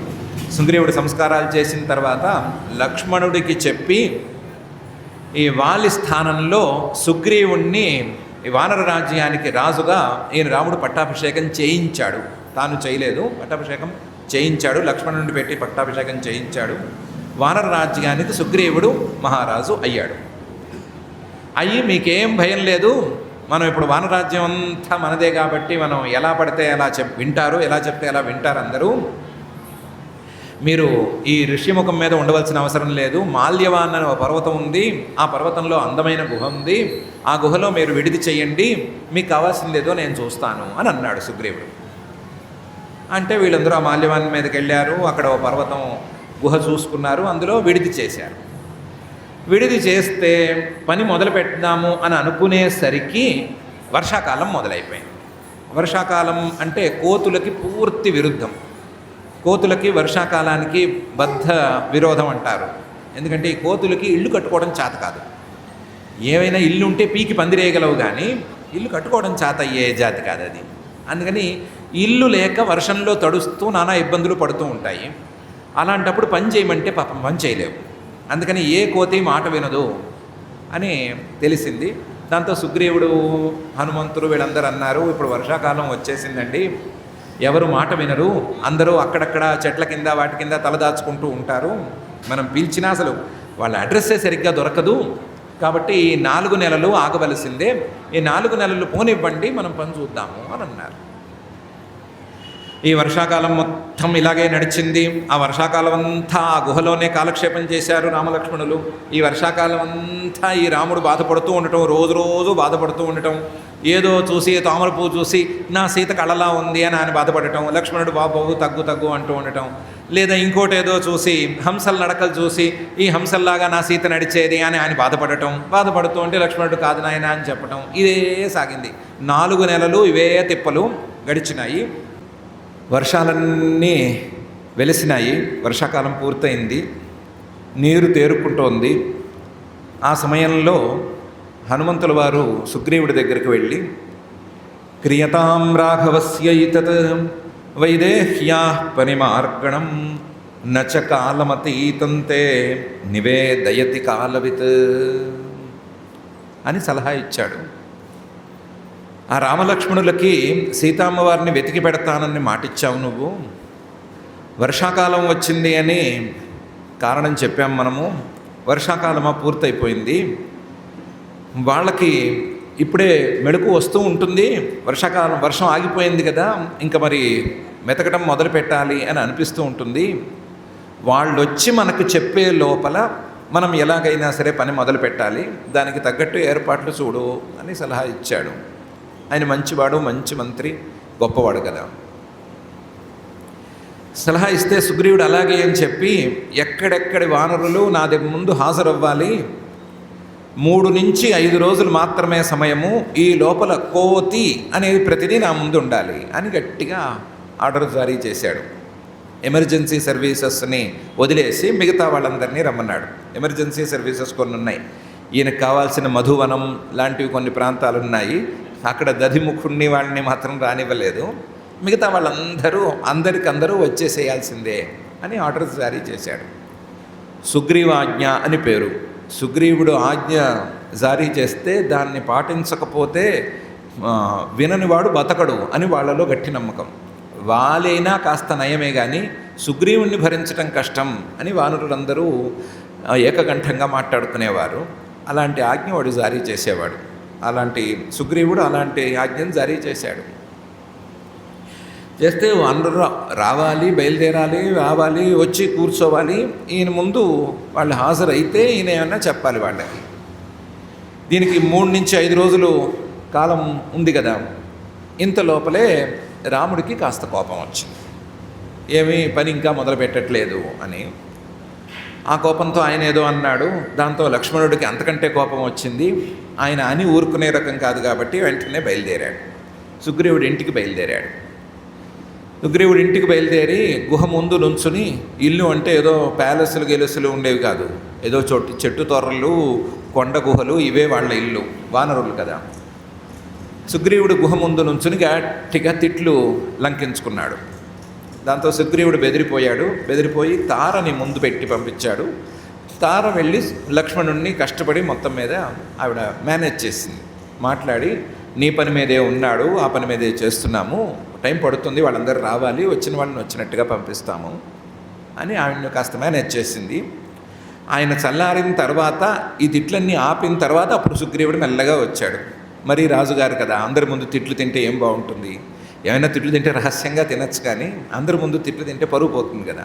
అందుకని ఆయన తిట్టడం ఆపాడు. అన్న తర్వాత ఈయన వచ్చాడు, లోపలికి వచ్చాడు. వచ్చి అదే పని మీద ఉన్నామయ్యా, అందరూ వస్తున్నారు, వచ్చిన వెంటనే పని మొదలు పెట్టేస్తాము, నువ్వు కంగారు పడద్దు అని ఆయన వాక్యాలు ఆయన పలికాడు. అది నిజమే కూడాను. అందరూ బయలుదేరారు, వచ్చారు. వచ్చిన వాళ్ళను వచ్చినట్లు 4 జట్లుగా విడదీసి మొదటి జట్టుకు వీడు నాయకుడు, రెండో జట్టుకు వీడు నాయకుడు, మూడో జట్టుకు వీడు, 4వ జట్టుకు వీడు అని నాయకుల్ని నిర్ణయించారు. నిర్ణయించి మొదటి జట్టుని తూర్పు దిక్కుకు వెళ్ళి, తూర్పు దిక్కులో ఉండే ప్రాంతాల్లో అంతా కూడా గాలించి వెతికి సీతమ్మవారు జాడలు కనుక్కరండి అని పంపించారు. దక్షిణ దిక్కుకి మాత్రం ఆంజనేయుణ్ణి, జాంబవంతుణ్ణి, ఇంకా నీలుడు, మైందుడు, ద్వివిధుడు ఇలాంటి వాళ్ళని వాళ్ళని సెలెక్ట్ చేసి అంగదుడిని కూడా ఆ టీంలోనే ఉంచి అంగదుడితో సహా వీళ్ళందరినీ దక్షిణ దిక్కుకు వెళ్ళమని వీళ్ళని పంపించారు. ఇలాగే పశ్చిమ దిక్కుకు కొంతమందిని, ఉత్తర దిక్కుకు కొంతమందిని ఇచ్చి పంపించారు. అందరికీ ఇంత సమయం అని టైం ఇచ్చారు. ఈ టైం లోపల మీరు వెతుక్కు రావాలి, వెతుక్కొచ్చి మళ్ళీ నాకు వెంటనే సమాధానం చెప్పాలి అని కూడా చెప్పారు. చెప్తే ఎక్కడ వాళ్ళు అక్కడ వెంటనే ఆలస్యం చేయకుండా బయలుదేరి వెళ్ళిపోయారు. ఎక్కడ వాళ్ళు అక్కడ వెళ్ళిపోయారు. మొత్తం భూమండలం అంతా వెతికేశారు, అణువణువు గాలించారు. పైగా కోతులు గాలించడం మొదలు పెడితే అక్కడేం మిగలదు. అవి గాలించేటప్పుడు పనిలో పని విరగొట్టడాలు, పేకటాలు, లాగటాలు అన్నీ కూడా చేస్తాయి కదా.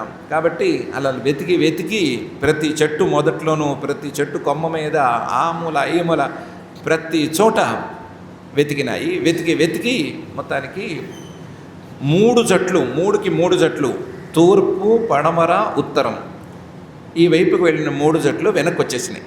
ప్రిస్క్రైబ్ టైంలోనే వచ్చేసి దొరకలేదు అనే వార్త చెప్పేసింది. ఈ దక్షిణ దిక్కుకు వెళ్ళినటువంటి టీం మాత్రం ఇంకా వెనక్కి రాలేదు. ఈ దక్షిణ దిక్కుకు వెళ్ళిన టీం మీదే అసలు అందరికీ నమ్మకం, ఇందులోనే ఎక్కువ మంది సమర్థులు ఉన్నారు అని నమ్మకం. ఇందులో పెద్ద ఆయన, నిజానికి అందరికంటే పెద్ద ఆయన జాంబవంతుడు ఉన్నాడు, అందరికంటే చిన్నపిల్లవాడు అంగదుడు ఉన్నాడు. అంగదుడు చిన్నపిల్లవాడు, చురుకైనవాడు, బలవంతుడు అని పేరుంది ఆయనకి. అంగదుడు ఇందులోనే ఉన్నాడు. వీళ్ళిద్దరినీ మించి పెద్దో చిన్నో తెలియదు, కానీ కార్యం పని అని చెప్తే సాధించుకొచ్చే కార్యసాధకుడు ఆంజనేయ స్వామి వారు ఉన్నారు. అందుకని ఈ టీం మీదే నిజానికి సుగ్రీవుడికి అందరికీ కూడా నమ్మకం. అందులోనూ ఈ టీంలో ఉండే ఆంజనేయ స్వామి కార్యసాధకత మీద శ్రీరామచంద్రుడికి చాలా ఎక్కువ నమ్మకం. ఎందుకంటే సుగ్రీవుడితో కలిపి మైత్రిని ఏర్పాటు చేసి ఇంత దూరం తీసుకొచ్చింది ఆయనే, మాటల్ని కలిపి తీసుకొచ్చింది ఆయనే. అసలు ఈ పని తిరిగి మొదలు పెట్టడానికి కూడా ఆయనే మూల కారణం. అందువల్ల ఆయన మీద బాగా నమ్మకం కొద్దీ ఆ లక్షణాలను కనిపెట్టాడో, లేకపోతే వాళ్ళిద్దరికీ సహజంగా ఉండేటువంటి జీవాత్మ పరమాత్మ సంబంధం లాంటిది ఏమైనా ఉందో ఏమో తెలియదు, కానీ ఆయన్ని పిలిచి ఆయన చేతికి ఒక ఉంగరం ఇచ్చి, దీన్ని నా గుర్తుగా సీతమ్మవారికి అనిపిస్తే చూపించు, నమ్ముతుంది నిన్ను, చూపించి కాస్త కుశల ప్రశ్నలు అవి ఉంటే వేసిరా అని చెప్పి ఇచ్చాడు. నాకే ఎందుకు ఇస్తున్నావయ్యా అంటే, ఏమో నీ మీద నమ్మకం కలిగింది, నువ్వైతే పని చేసుకొస్తావని నమ్మకం ఉంది కాబట్టి ఇస్తున్నానని చెప్పాడు. ఆ ఉంగరం తీసుకున్నాడు. ఈయన బయలుదేరాడు. వెతికారు పాపం, దక్షిణ దిక్కు అంతా గాలించారు. చాలా దూరం అయితే వెళ్ళారు. ఎంత దూరం వెళ్ళినా వీళ్ళకి సీతమ్మవారి జాడ కనిపించలేదు. టైము దాటిపోయింది, ఎప్పుడో దాటిపోయింది. టైము వాళ్ళ టైమింగ్ ఎలాంటిదంటే మన టైమింగ్ లాంటిది. ఎప్పుడు మొదలవుతుందో తెలియదు, ఎప్పుడు పూర్తవుతుందో తెలియదు అన్నట్టుండే టైమింగ్ లాంటిది. అందుకని టైం అయితే ఎప్పుడో దాటిపోయింది. పాపం లోపల ఉన్న వాళ్ళందరూ కాస్త కాస్త భయపడుతూనే ఉన్నారు, కానీ పని కావట్లేదు అని మాత్రం టెన్షన్ పడుతున్నారు. ఈ లోపల అక్కడేదో రజత పర్వతం అని ఉంటే రజత పర్వతాన్ని గాలించారు, అక్కడ దొరకలేదు. ఇది కాక అక్కడేదో వనం అనే ఒక కండు వనం అని ఒకటి వనం ఉంటే ఆ వనంలోకి ప్రవేశించారు. ఆ వనంలోకి ప్రవేశిస్తే కండు మహర్షి అని ఒక పెద్ద ఆయన ఉండేవాట. ఆయనకు 10 ఏళ్ల పిల్లవాడు ఉండేవాట. ఆ పిల్లవాడు కనిపించకుండా పోయాడని ఆయన మొత్తం అడవికి శాపం పెట్టాడు. ఆ శాపం పెట్టిన అడవిలోకి వీళ్ళు చేరారు. చేరితే అక్కడో విచిత్రమైన పరిస్థితులు వీళ్ళకి దాపురించినాయి. వాటిని ఏదో ఎదుర్కొనే లోపల ఎవడో రాక్షసుడు వచ్చి మీద పడ్డాడు, దాడి చేశాడు. దాడి చేస్తే కాస్త అంగదుడే ముందు పూనుకుని ఆ రాక్షసుని ఓ చరుపు సరిచాడు. సరిచేసి ఆ రాక్షసు అక్కడికక్కడ నేల కరిచాడు. ఈ ఇబ్బందుల్లో వాళ్ళు ఆటంకాలు ఎదురవుతుంటే ఒకదాని మీద ఒకటి ఆటంకాలను దాటుకుంటూ వెళుతున్నారు. వెళుతుంటే వీళ్ళకి తెలియకుండా ఒక బిలంలోకి ప్రవేశించారు. ఒక గుహ లాంటి దానిలోకి ప్రవేశించారు. రిక్షబిలం అని పేరు దానికి. దానిలోకి ప్రవేశించారు. ప్రవేశించి వెళుతున్నారు. అదేదో బ్లాక్ హోల్ అల్లే ఉంది. బయటికి వచ్చే మార్గం తెలియట్లేదు, వెనక్కి రాలేరు, ముందుకు వెళితే ఆగట్లేదు. వెళుతూనే ఉన్నారు, అనంతంగా వెళుతూనే ఉన్నారు. వెళుతూనే ఉండేసరికి ముందు అసలు ప్రయాణం ఆపేద్దామని ఆపేసి ఈ బిలం ఏంటి, ఈ గోల ఏంటి తెలుసుకుందాము అని ఏదో ముందు ప్రయత్నం చేశారు. చేస్తే అక్కడ తపస్సు చేసుకునే ఓ బ్రహ్మచారిణి కనిపించింది. స్వయంప్రభ అని ఆవిడ పేరు. ఆ స్వయంప్రభ అనే ఆవిడ కనిపించింది. కనిపిస్తే ఆవిడ్ని అడిగారు, ఏమిటిది, ఇక్కడ ఎందుకున్నాము, ఈ బిలం ఏమిటి, ఎంత ప్రయాణం చేసినా సరే బయటికి వెళ్ళకపోవటం ఏంటి అని అడిగారు. అడిగితే ఆవిడ చెప్పింది, ఇదో శాపదష్ట బిలం, ఈ బిలంలోంచి మీరు బయటకు వెళ్ళటం అనేది అసాధ్యం అని చెప్పింది. చెప్తే కాదమ్మా, మేము రామకార్యం మీద బయలుదేరాము, ఇది పరిస్థితి, ఆ రావణాసురుడు సీతమ్మవారిని ఎత్తుకుపోయాడు, ఎక్కడ దాచాడు అని వెతుకుతున్నాము, పెద్ద పని మీద ఉన్నాము అని చెప్పుకున్నారు వీళ్ళు. ఆవిడ కన్విన్స్ అయ్యి మీ అంతటి మీరు వెళ్ళలేరు కాబట్టి నేనే మిమ్మల్ని తీసుకెళ్ళాలి, అందరూ ఒకసారి కళ్ళు మూసుకోండి, నా తపశ్శక్తితో మిమ్మల్ని ఈ బిలం బయట పడేస్తాను అని చెప్పింది.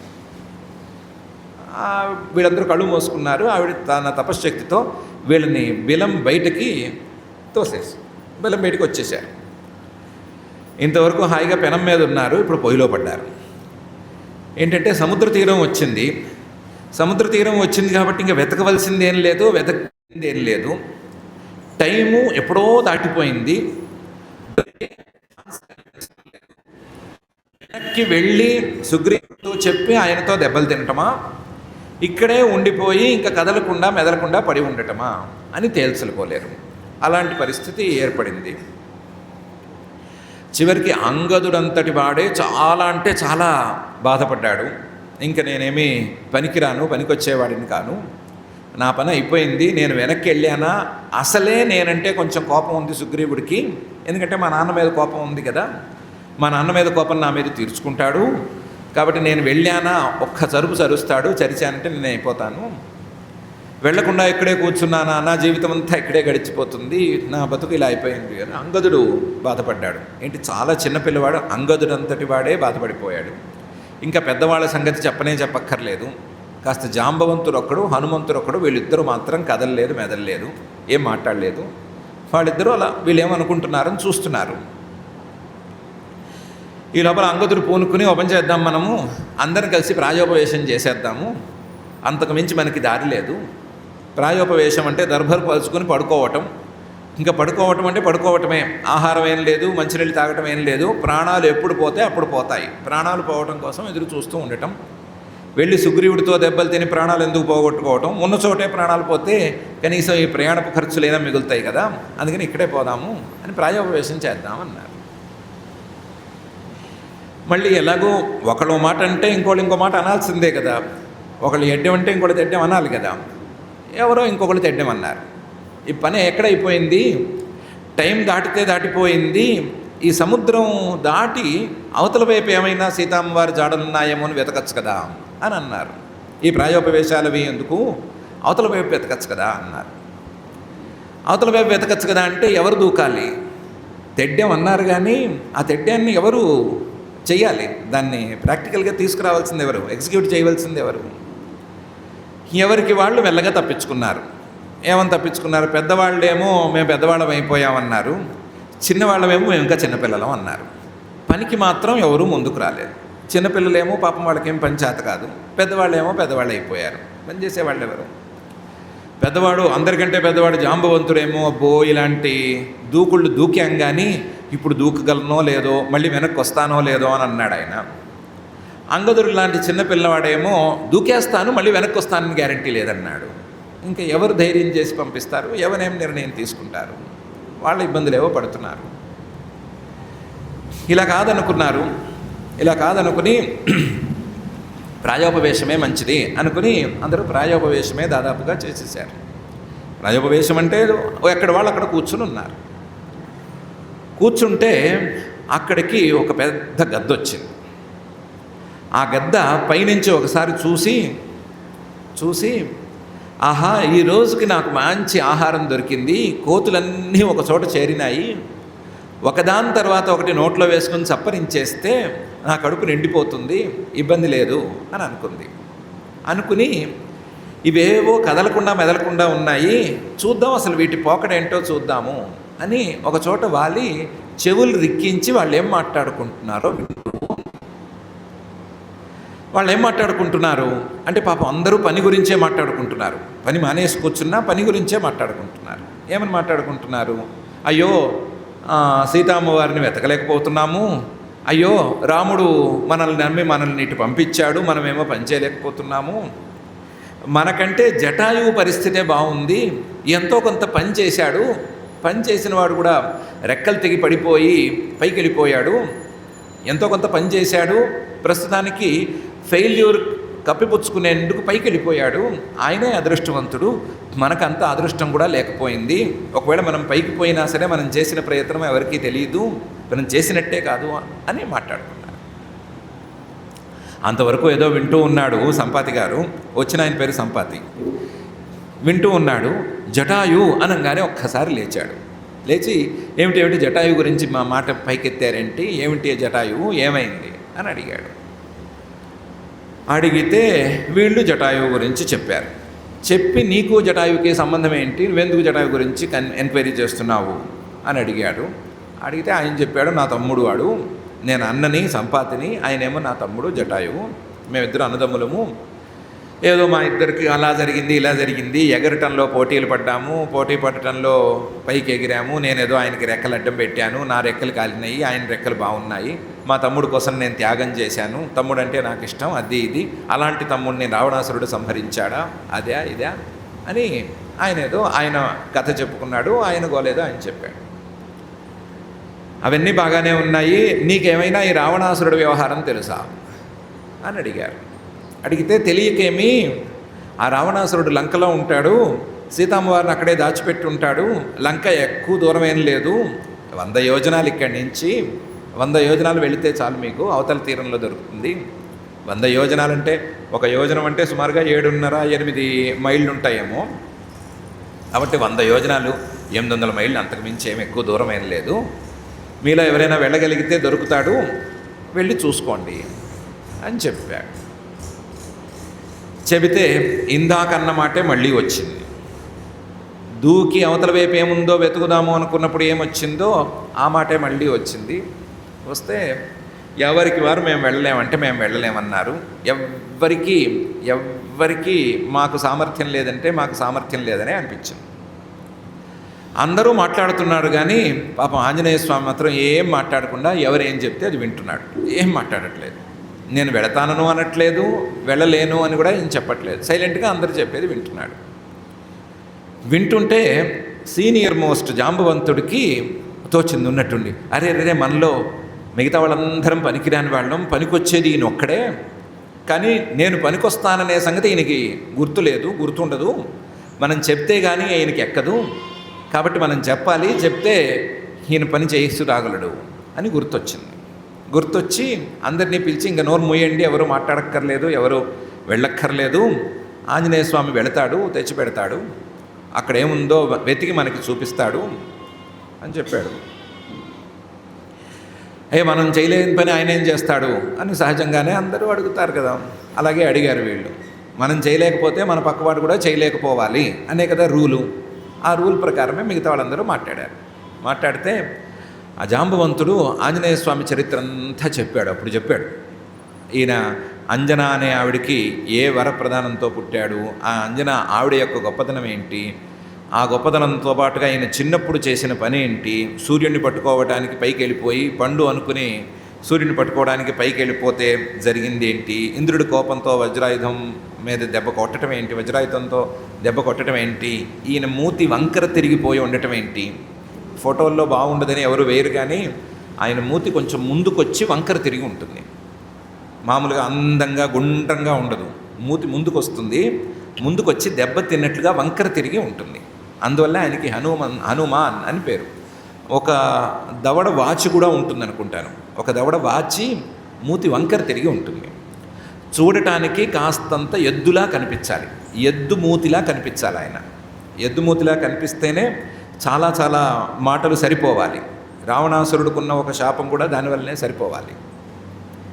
ఎద్దు మూతి అంటే గుండ్రటి ముందుకొచ్చిన మూతి, వంకర తిరిగి ఒక దవడ వాచి ఉండాలి. ఇది హనుమంతుడి యొక్క అసలు స్వరూపం. ఫోటోలు బాగుండాలి కదా అని గుండ్రంగా చక్కగా తెల్లటి గడ్డాలు తెల్లటి బొచ్చులు పెట్టి బాగా చేస్తారు, అది వేరే సంగతి. ఆయన హనుమాన్ అని అందుకనే పేరు పొందాడు. ఈయనకి హనుమాన్ అనే పేరు ఎలా వచ్చింది, ఆ పేరు వచ్చిన సందర్భంలో వాయుదేవుడు చేసిన పని ఏంటి, వాయుదేవుడు ఈయనకి ఇచ్చిన వరాలేంటి, మిగతా దేవతలు ఇచ్చిన వరాలేంటి, ఇవన్నీ వరుసగా చెప్పుకుంటూ వచ్చాడు. చెప్తూ వరుసగా చిన్నప్పుడే ఇతనికి దేవతావరాలు చాలా వచ్చినాయి. ఆ దేవతావరాలతో పాపం అల్లరి చిల్లరిగా తిరుగుతూ ఉండేవాడు. అల్లరి చిల్లరిగా తిరగటంతో అక్కడ ఉండే మహర్షులకు ఎవరికో కాస్తంత ఇబ్బంది కలిగేట్టు చేశాడు. చేసేసరికి వాళ్ళందరూ ఈయన్ని జాగ్రత్తగా చిన్న శాపం పెట్టి ఊరుకున్నారు. జాగ్రత్తగా పెట్టారు. ఎక్కువ శాపం పెడితే వెంటనే వాయుదేవుడు రంగంలోకి దిగేస్తాడు, దిగేసి గాలి కట్టేస్తాడు, పెద్ద ఇబ్బంది ఉంది. ఫ్యాన్ కట్టేస్తేనే ఉండలేరు, ఇంకా వాయుదేవుడు గాలి కట్టేస్తే బిగదీస్తే ఎక్కడ ఉంటారు. అందుకని వాళ్ళు జాగ్రత్తగా తెలివిగా చిన్న శాపం పెట్టారు. ఎవరైనా చెబితే తప్ప నీ అంతట నీకు నీ సామర్థ్యం గుర్తుకు రాకూడదు అని శాపం పెట్టారు. అందుకని ఈయనకి ఇతని సామర్థ్యం గుర్తులేదు.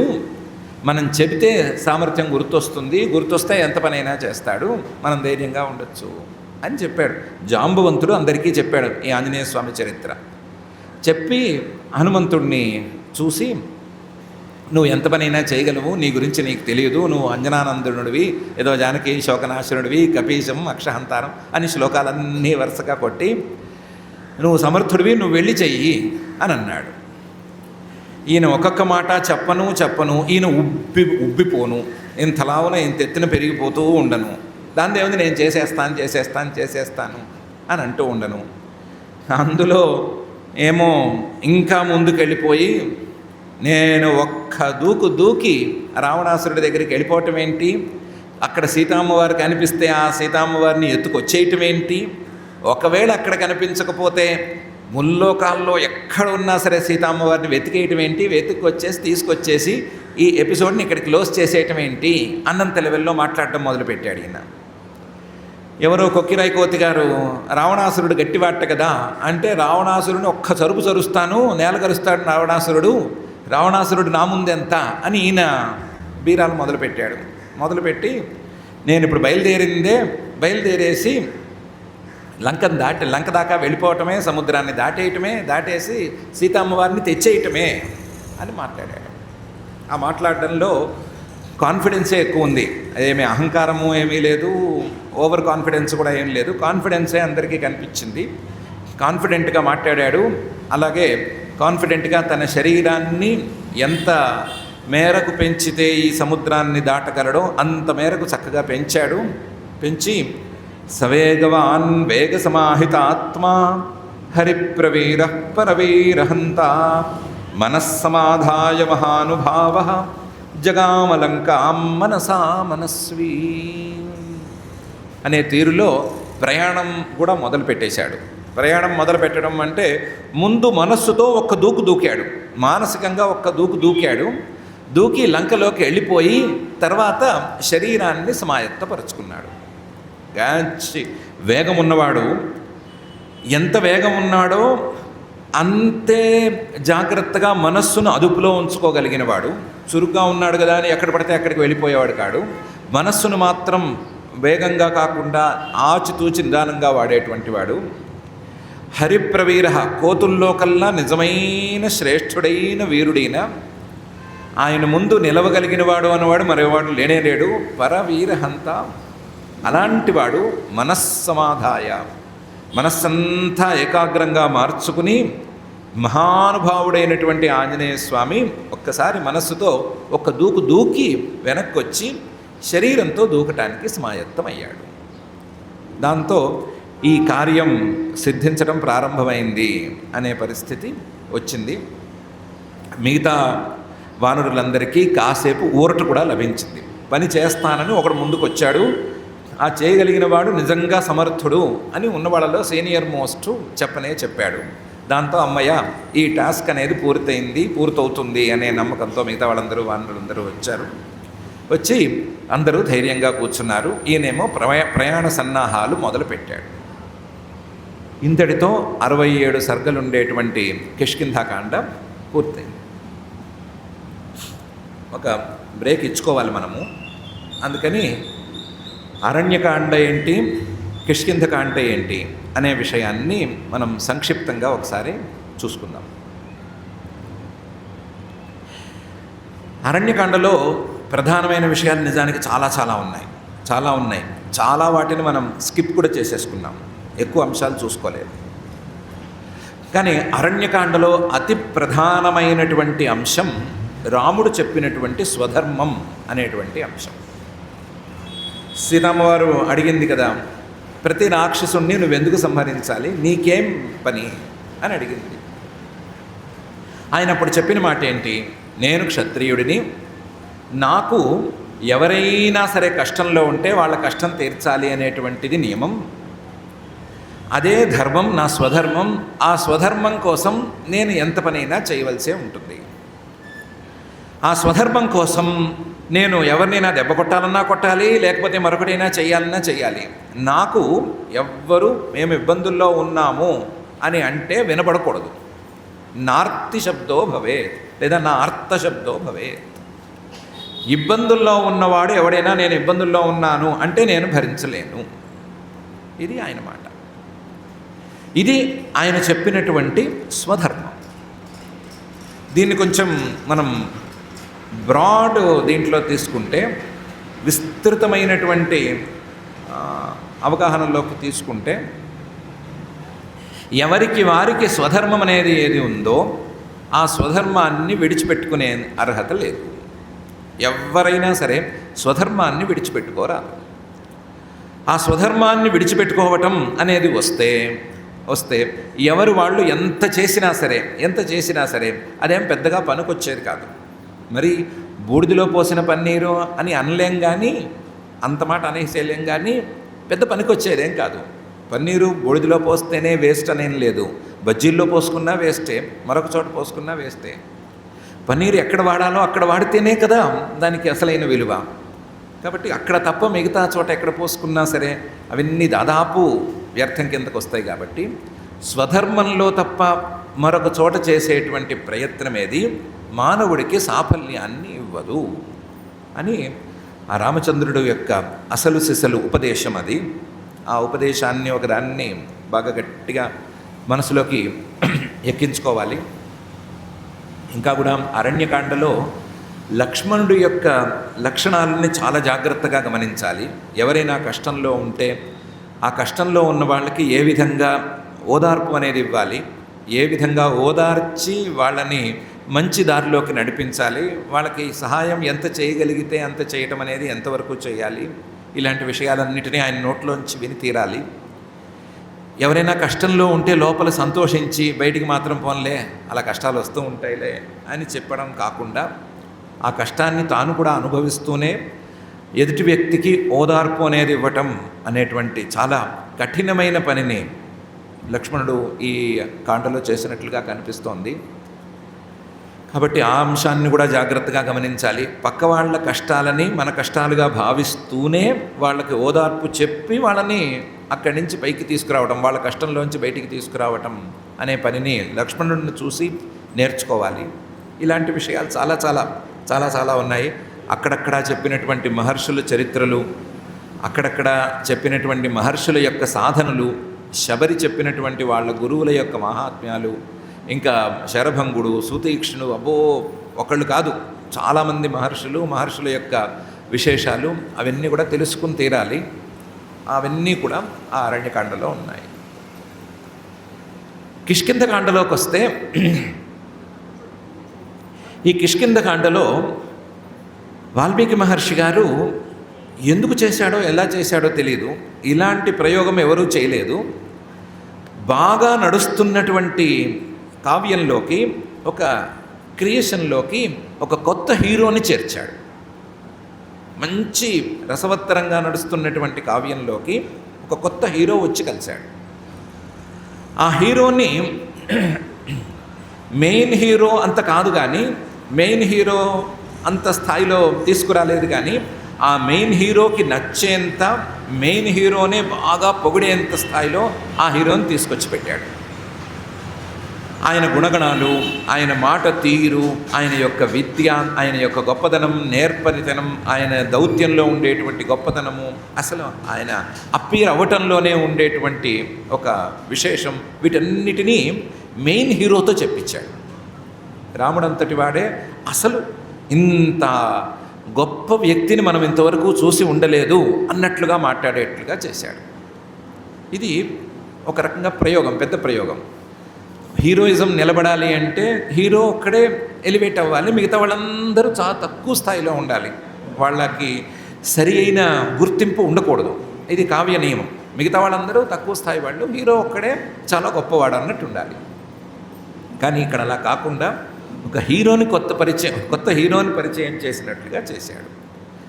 చేసిన మెయిన్ హీరో తాలూకు గొప్పదనం ఏం తగ్గిపోలేదు, ఆయనేమీ గొప్పవాడు కాకుండా పోలేదు, ఆయనకంటే ఈయనేం గొప్ప ఏం లేదు, వీళ్ళిద్దరి మధ్య తగాదాగా లాంటిది కూడా ఏం లేదు. ఆ మెయిన్ హీరోకి ఈ హీరో మీద గట్టి నమ్మకం ఉండేటట్లుగా తీసుకొచ్చాడు. హీరో అవుతాడా లేదా, ఈయన హీరో ఎందుకు అయ్యాడు, కొత్తగా కిష్కింధకాండలో వచ్చిన ఆంజనేయ స్వామి హీరో ఎందుకు అయిపోయాడు అంటే, పైన కాండలో, సుందరకాండలో మొత్తం ఆయనే కదా ఉండి నడిపించాలి. ఆయన తప్ప డైరెక్ట్ హీరో అనేవాడు పెద్ద హీరో లేడు కదా, అందులోనూ ఉన్నది ఈయనే నడిపించాలి. కాబట్టి ఒక కాండ మొత్తం నడిపించవలసిన వాడు హీరోనే అయితే, ఆ హీరో ఇందులో పుట్టాడు, ఈ కిష్కింధకాండలో పుట్టాడు. ఆయనే మొత్తం ఇక మీద కథని దాదాపుగా నిర్ణయిస్తాడు, కథని ఆయనే దగ్గరగా తీసుకెళ్తాడు. ఆయనే సుగ్రీవుడిని రామచంద్రుణ్ణి కలిపింది, ఆయనే సుగ్రీవుడికున్న కష్టాన్ని రాముడి ముందు వెళ్ళబోసింది, ఆయనే మళ్ళీ సుగ్రీవుడికి టైం అయిపోయింది, నువ్వు వెంటనే పని మొదలు పెట్టాలి, మనం ప్రత్యుపకారం చెయ్యాలి అని ఆయనే ఎగదోసింది. ఆయన్ని నమ్ముకునే శ్రీరాముడు అంగుళీయకాన్ని ఇచ్చాడు, ఉంగరం ఇచ్చాడు. ఆయన్ని నమ్ముకునే దక్షిణ దిక్కుకి ప్రధానంగా సుగ్రీవుడు పంపించాడు టీంని. ఎందుకంటే రావణాసురుడు దక్షిణ దిక్కుకు వెళ్ళాడు అని అప్పటికే ఇన్ఫర్మేషన్ ఉంది. ఎందుకైనా మంచిది అని జాగ్రత్త కోసం మిగతా దిక్కులన్నింటినీ వెతికిచ్చారు, కానీ దక్షిణ దిక్కులో ఆయన ఉన్నాడని తెలుసు. కాబట్టి అక్కడికి సమర్థుల్నే పంపించాలనుకునే పంపించారు. అందులో ఈయన్ని నమ్మే పంపించారు, ఈయన్ని వేసే పంపించారు. కాబట్టి అందరికీ నమ్మకం ఉన్న, అందరికీ విశ్వాసం ఉన్నటువంటి హీరో అయిన ఆ హీరోని, కొత్త హీరోని పరిచయం చేశాడు. ఇది కావ్యపరంగా ఒక ప్రయోగం లాంటిది. ఇద్దరు హీరోల్ని మేనేజ్ చేయటం కష్టం, ఒకే కావ్యంలో ఇద్దరు హీరోల్ని మేనేజ్ చేయటం కష్టం. రెండోది, అలా చేయటం న్యాయం కూడా కాదు.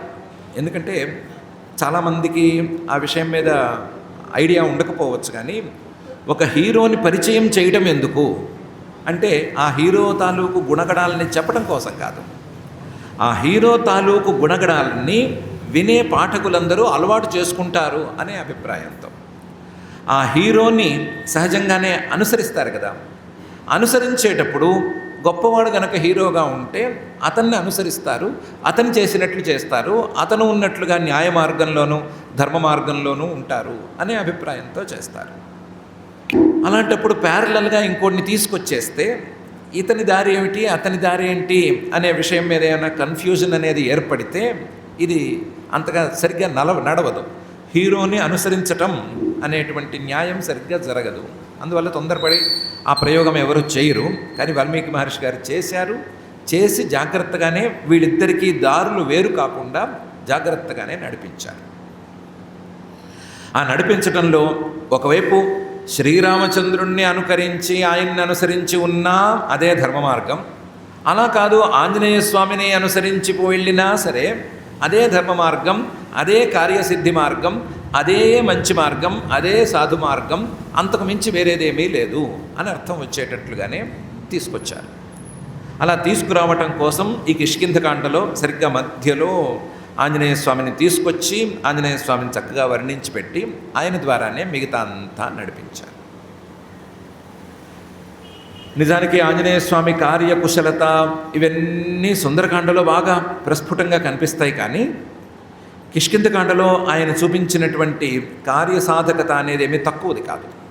ఎందుకంటే ఎవరో దారిని పోతున్న ఇద్దరు వాళ్ళని చూసి గుర్తించి గమనించి వాళ్లతో స్నేహాన్ని చేయించటము, ఆ స్నేహాన్ని నిలబెట్టేటట్లుగా మాట్లాడడం అనేదేమీ చిన్న పని కాదు. ఎవరో వాళ్ళ పని మీద వాళ్ళు వెళుతున్నారు, వాళ్ళని తీసుకొచ్చి స్నేహం చేసి వాళ్ళు పూర్తిగా వీళ్ళకి కావాల్సినంత ఉపకారం చేసేట్లుగా కార్యసిద్ధిని సాధించటం అనేది చాలా చాలా కష్టమైంది. అది ఆయన చేసి చూపించాడు. ఎంత సంక్లిష్టమైన పనినైనా బుద్ధి మాట ఈ రెండిటినీ సరిగ్గా కనుక వాడితే ఎవరైనా సరే పూర్తి చేసుకోగలరు అని ఆయన నిరూపించాడు. బుద్ధి సవ్యంగా ఉండాలి, మాట తీరు బాగుండాలి. బుద్ధి సవ్యంగా పనిచేయాలి, అంచనా అనేది సరిగ్గా రావాలి, అదే సమయంలో మాట తీరు కూడా బాగుండాలి. ఈ రెండు బాగుంటే ఎంత పనైనా సాధించవచ్చు అనేదాన్ని చాలా జాగ్రత్తగా చూపించాడు. అలా చూపించడం ద్వారా మనందరికీ కూడా ఆ రకంగా నడుచుకోమని జాగ్రత్త చూపించాడు. బై ద వే, బుద్ధి అనేది బాగుండాలంటే ఏం చేయాలి అనేది కూడా అక్కడే వాల్మీకి మహర్షి గారు చెప్పారు. బుద్ధి బాగుండాలంటే ఏం చేయాలి అంటే విద్యాభ్యాసం సరిగ్గా ఉండాలి. విద్యాభ్యాసం గట్టిగా ఉంది అనే రాముడితో చెప్పించాడు కదా. ఈయన 3 వేదాలు వచ్చు, వ్యాకరణం వచ్చు, అవచ్చు ఇవచ్చు అన్నీ చదువుకున్నవాడు ఈయనకి రాని విద్య లేదు అని చెప్పించాడు కదా. అంటే విద్య వలన బుద్ధి సవ్యంగా మారుతుంది. బుద్ధి సవ్యంగా ఉండి మాట కనుక సవ్యంగా పనిచేస్తే ఏ పనైనా జరుగుతుంది అని చూపించాడు. దాని మీదే తర్వాత నోరు మంచిదైతే ఊరు మంచిదవుతుంది అనే సామెత, ఇలాంటివన్నీ తర్వాత పుట్టుకొచ్చినాయి. మొదలు విద్య వల్ల బుద్ధితో మంచి మాట, ఈ 3 కలిస్తే ఎంత పనైనా అవుతుంది, కార్యం అనేది సాధించగలుగుతారు అనేటువంటి సందేశాన్ని ఇచ్చాడు. జానకీకాంతస్మరణం జయ జయ రామ రామ.